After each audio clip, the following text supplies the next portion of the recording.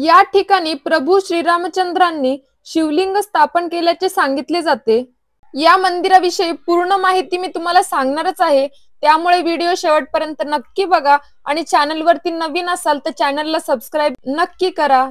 अहमदनगर जिल्ह्यातील राहाता तालुक्यामध्ये श्री साईबाबांच्या शिर्डीपासून अवघ्या 24 किलोमीटर अंतरावर नगर मनमाड रस्त्यालगत प्रवरा नदीच्या तीरावर असलेलं कोल्हार म्हणजेच भगवतीपूर एक मध्यवर्ती ठिकाण आहे।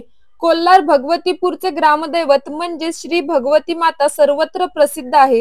हे एक जागृत देवस्थान आहे। कोल्हार भगवतीपूर गावाच्या नावाच्या उत्पत्तीविषयी अनेक कथा प्रचलित आहेत। त्यापैकी एक अशी की प्रभू श्रीराम वनवासात असताना या भूमीवर त्यांनी पूजेसाठी वाळूची पिंडीची स्थापना केली, म्हणजे वाळूची पिंड तयार केली। या ठिकाणी त्यांनी श्री महादेव प्रसन्न झाले आणि पुढे याच ठिकाणी मंदिर बांधण्यात आलं। त्या मंदिरास कोल्हाळेश्वर नाव पडलं।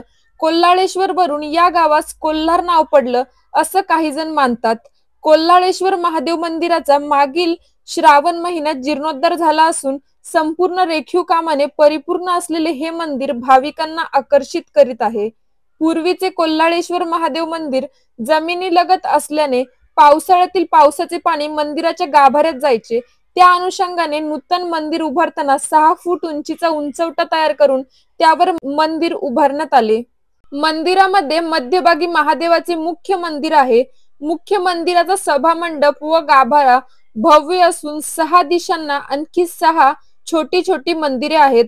यामध्ये रामेश्वर, गणपती, दत्तात्रय, रामकृष्ण, केशव गोविंद मंदिर आणि श्यामपुरी बाबांची समाधी समाविष्ट आहे। मंदिरावरील भूमिज शैलीचा भव्य कळस भाविकांना आकर्षित करतो। नगर मनमाड महामार्गालगत असलेले हे मंदिर एकदा आवर्जून पाहावे असे आहे।